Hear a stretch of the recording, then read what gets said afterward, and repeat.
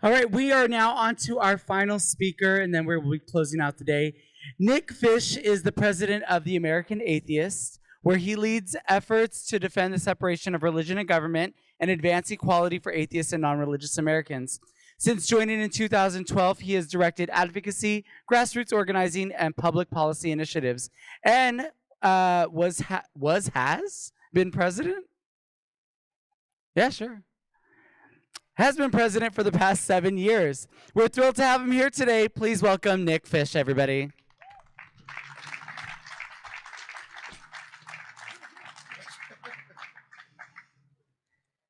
Well, it's great to be with you. Thank you so much for that very kind introduction, and thank you all for being here. Thank you so much to the folks who have put this on. I know from my own experience doing conferences and organizing events like this, just the monumental Herculean task that it is to put this together. So just a huge thank you to the organizers and the volunteers for having me out here. I wanted to start by thanking you all for your conversations as well throughout the day. I've had the opportunity to chat with some fantastic speakers, the exhibitors, the attendees, and I think the general consensus we have is that we're living in what feels like unprecedented times. The ideals that have, for many of us, defined what it means to be an American, liberty, equality, separation of church and state, are increasingly threatened, and we're seeing that day after day. It's being threatened by a dangerous, divisive ideology known as white Christian nationalism.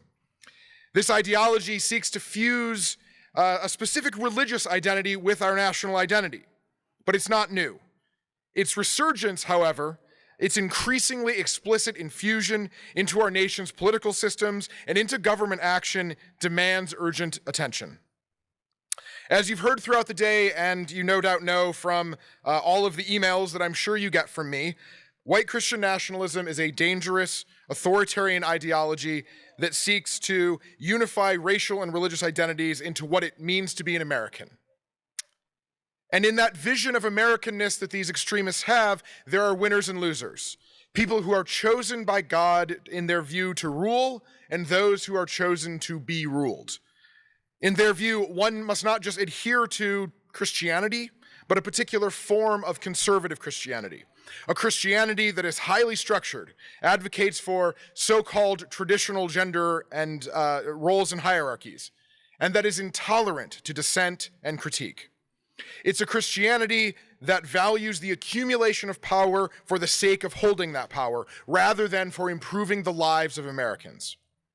But beyond that, and probably most dangerously, it's an ideology that is hostile to any form of pluralism. It holds that the racial hierarchies of the 1850s and the gender hierarchies of the 1950s must be preserved.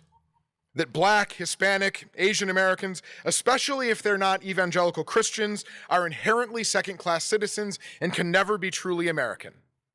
As the scholars on white Christian nationalism, Samuel Perry and Philip Gorski, wrote in their book, The Flag and the Cross, a key feature of this political expression of white Christian nationalism is what they refer to as the holy trinity of freedom, order, and violence. The freedom they're talking about, though, is not a freedom we recognize.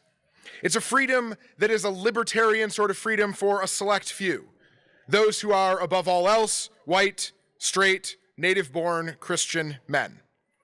Order, on the other hand, is what has to be imposed on the rest of us. It means an order that is all about preserving those racial and gender norms above everything else. And the violence they're talking about is a sort of righteous violence, a violence that is justified, in their view, for those who would challenge those orders. It's the violence that we're seeing carried out on our streets every day by masked ICE agents, or in harassing trans people in bathrooms, or in harassing women who simply don't look feminine enough for someone's idea of what it means to be a real woman, quote unquote. This is an ideology as well that opposes the very idea of democracy. Rather than attempting to convince voters that their positions are right or that they're here to solve problems, they are all about what they view as the elect, those chosen by God. And only those elect are, in their view, allowed to control the political process, lest those of us who are on the outside gain access to power in any way. We, they believe, must be closely scrutinized, our actions and our involvement in politics discouraged or even denied.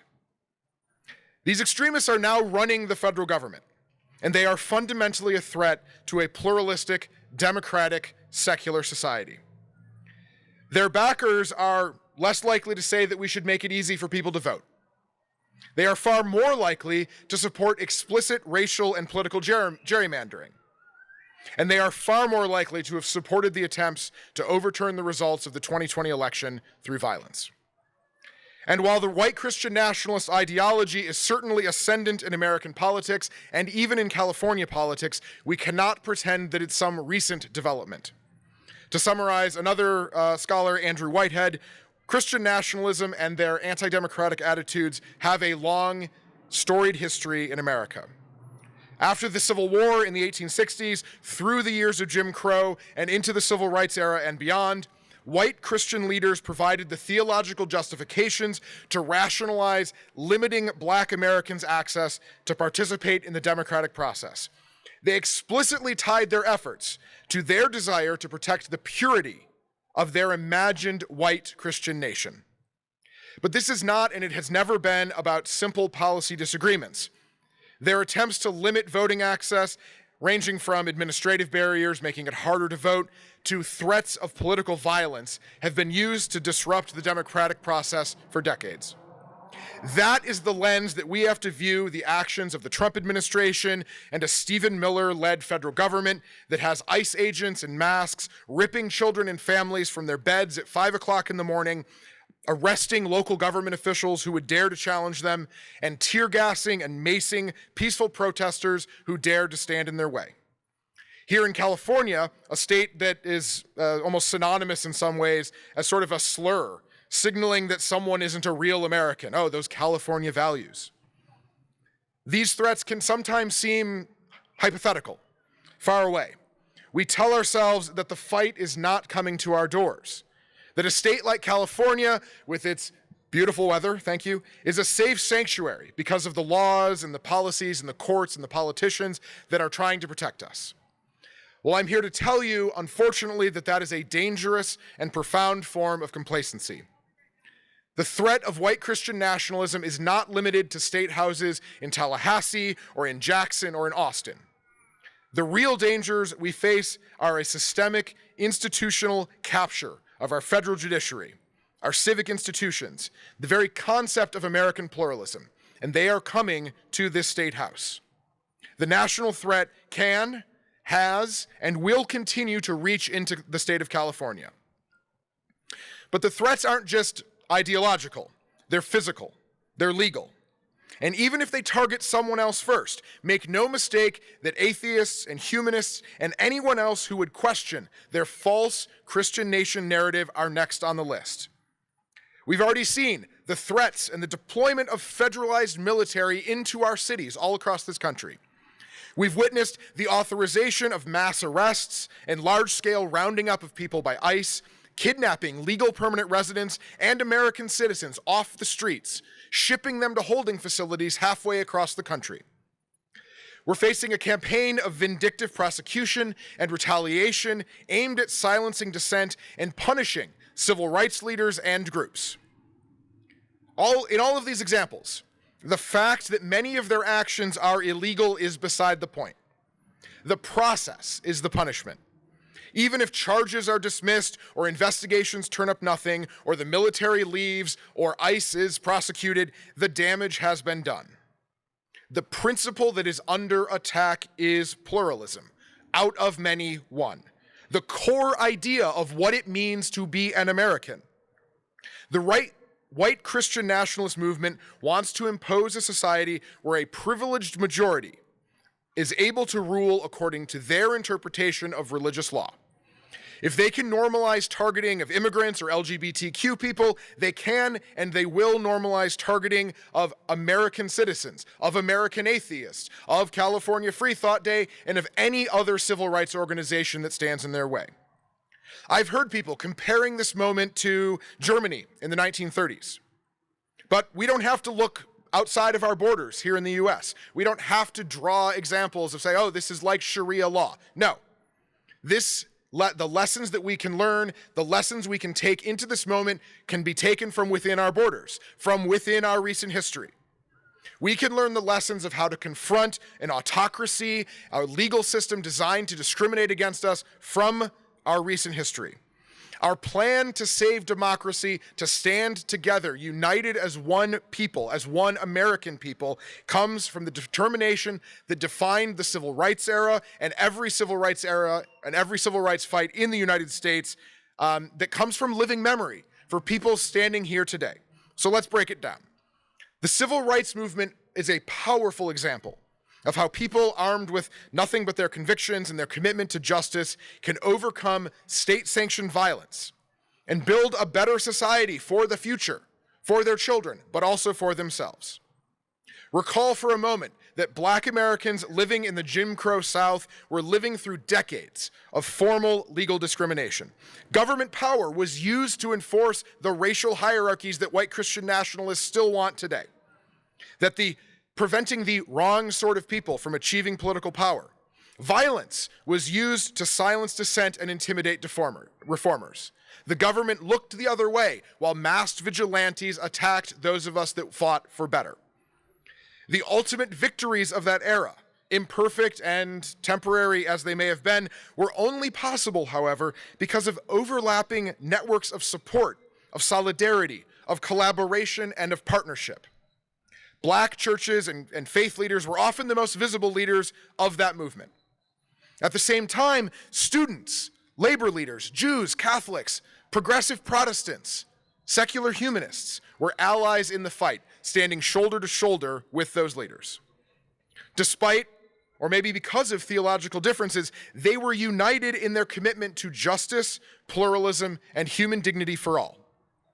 This solidarity across racial, religious, class, and age lines was not an accident.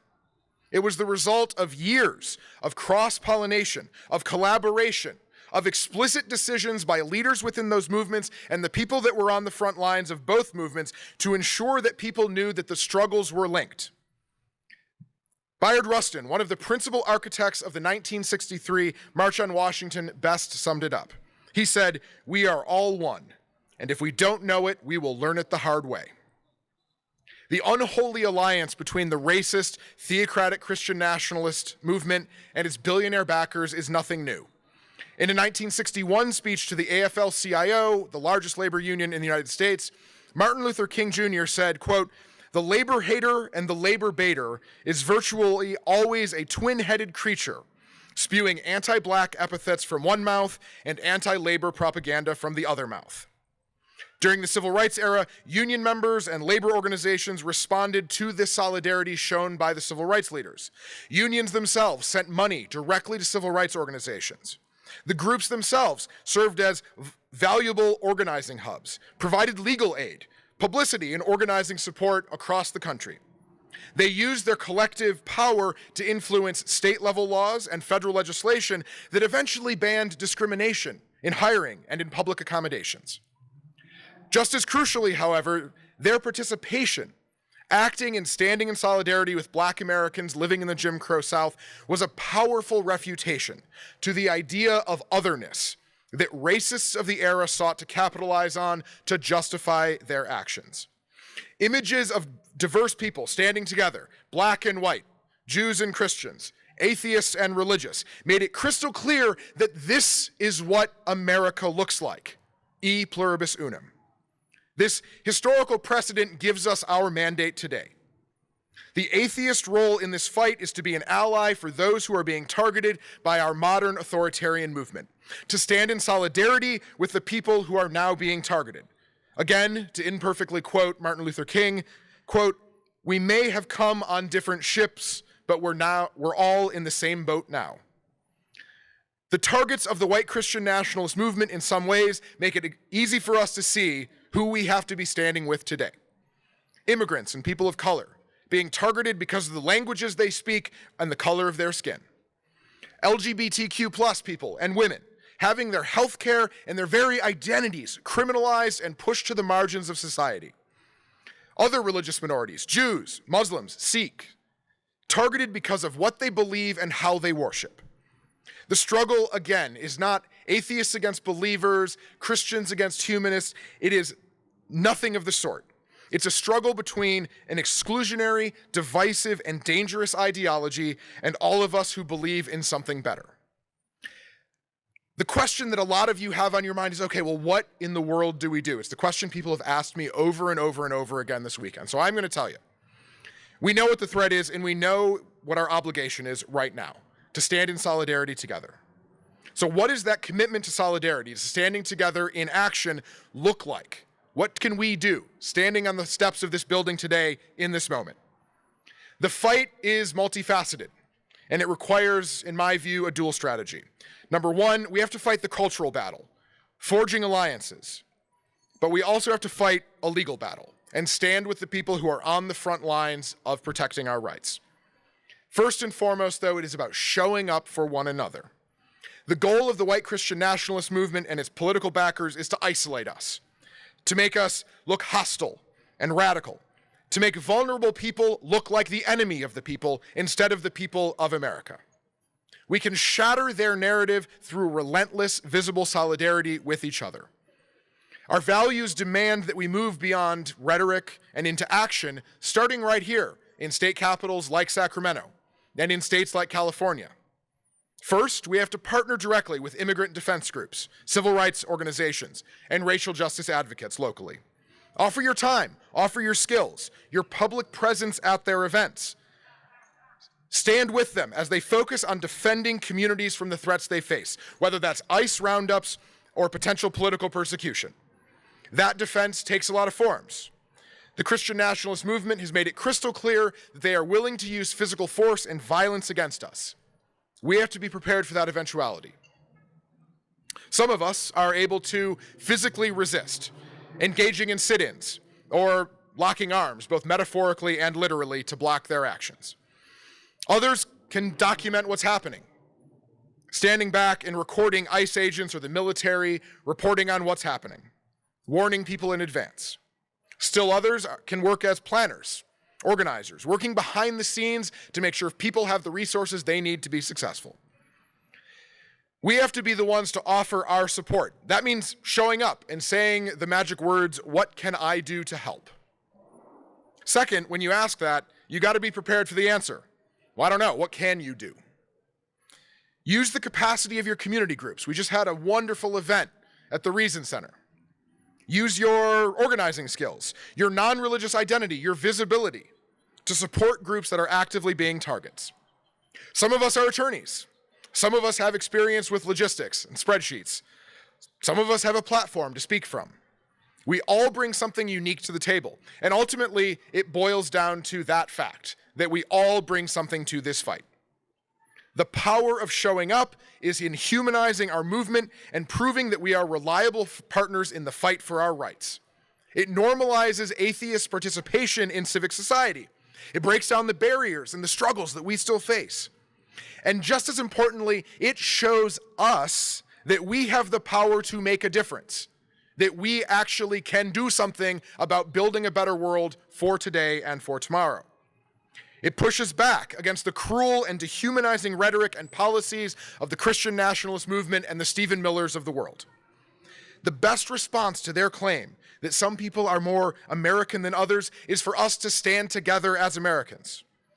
As John Lewis, former congressman and civil rights leader, once said, when you see something that is not right, not fair, not just, you have to speak up. You have to say something, and you have to do something. The second pillar of this is the legal and the policy battle. The fight against an opposition armed with $1.6 billion and a network of ideological judges and state legislators. The fact is that this fight cannot be won and financed with bake sales. I'm sorry to say, because I like baked goods. The defense of democracy requires that we make an investment in doing it. The reality is this. Some people think that the primary battleground in this fight is going to be in courtrooms. I hate to be the one to tell you that's not going to be the case. They're important, yes. I don't want to minimize the importance of courtroom battles and suing people and all of that. We cannot abandon that tool. It is a powerful tool in our toolbox. But litigation is expensive. It takes time. And with the Supreme Court, nothing is certain. I think our community has told ourselves a comforting lie that if we make the best argument, file the most compelling brief, we are sure to win. That Sam Alito will just snap his fingers and say, shoot, they got me there. Well, I'm here to tell you that is not the case. Instead, what we have to do is take a grassroots, community-focused, capacity-building, and networking approach to this fight. It's going to be messy. It's going to take compromise. It's going to take getting our hands dirty. It is going to be hard. But at the end of the day, it will build something bigger and better, and it will be worth it. So, in my capacity as president of American Atheists, I would not be doing my job if I didn't call on all of you to support groups like American Atheists, ideally American Atheists, but all of our partners. There are fantastic groups out there that are doing tremendous work that I am honored and proud to partner with, whether that's the American Humanist Association or the Freedom from Religion Foundation or the Secular Student Alliance or local partners on the ground like the folks all around this room. They're all around this area here. If you support those groups, fantastic. I hope you continue to do that. I hope you increase your support to those groups. I hope you do. American Atheists is focused on one thing right now, and that is delivering resources to the people and the community groups who are most able to fight back against white Christian nationalism. We have a network of more than 270 affiliates all across this country. I'm really proud to have many of them here today.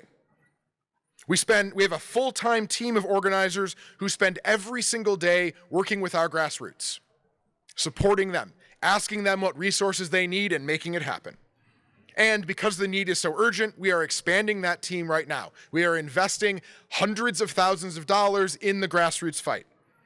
So just as I'm calling on you to stand in solidarity with communities being targeted, I am making a pledge to our grassroots that American Atheists will stand in solidarity with you.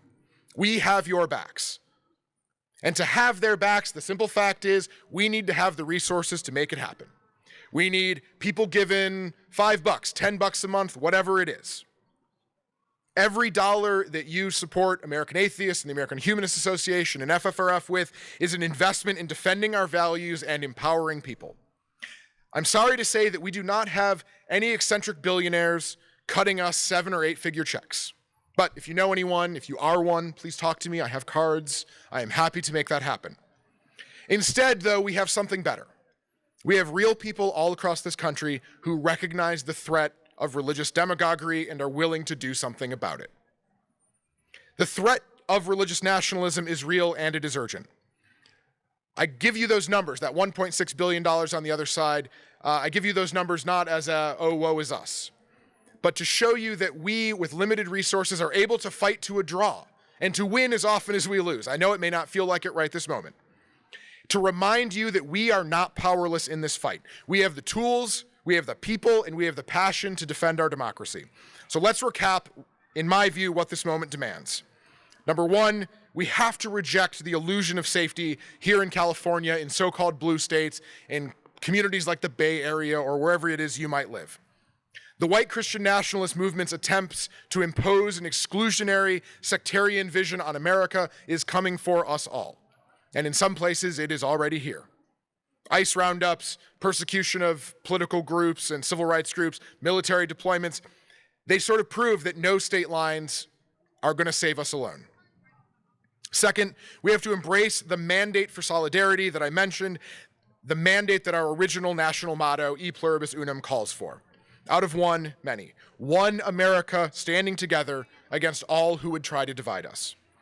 Our commitment to human dignity demands that we step outside of our comfort zones to actively defend our most vulnerable allies: immigrants, people of color, religious minorities, and our LGBTQ friends and loved ones. Third, we have to make direct investment in the defense of our democracy, funneling our resources as national organizations to our local groups, our time, our energy, our expertise, and to organizations that are built for the national fight. Our founders fought a revolution to establish a nation rooted in equality. They understood that true freedom meant freedom of conscience, freedom of thought, freedom from tyranny. This birthright was not easily won, and now it is our turn to defend it. There is no cosmic force bending the moral arc of the universe toward justice. The slow, steady march of progress that we've witnessed across our lives only continues because advocates like us, the people sitting here today, the people working the tables, the people who have been here all day and all weekend, have unapologetically insisted that our values are the best way for us to protect the rights of us all. We have to rise to the moment with the same courage, determination, and unwavering commitment that defined the civil rights era and has defined every struggle in American history that's come before us. I hope you leave here this weekend with a sense of renewed purpose and a firm commitment to action, to putting into practice the values that we share. The future of our democracy depends on us. The time to act is now. The time to move past simple words is now. The time for us to lead is now. The time for us to stand in support of those who are leading is now. The time to make our voices heard is now. Just because there's not a higher power does not mean there isn't a higher calling. We are being called today to stand up to the greatest threat against our rights, a threat to our freedoms, threat to our democracy that we have seen in generations. I, for one, am willing to answer that call, and I hope that you are too. So thank you all for being here. Thank you for all you do, and have a great rest of your weekend. Thank you, Nick Fish, everybody. And please make sure to go visit the American Atheist table before they pack up. I heard that he's giving away free Snuggies, so go forth. Oh, they're already gone. My bad.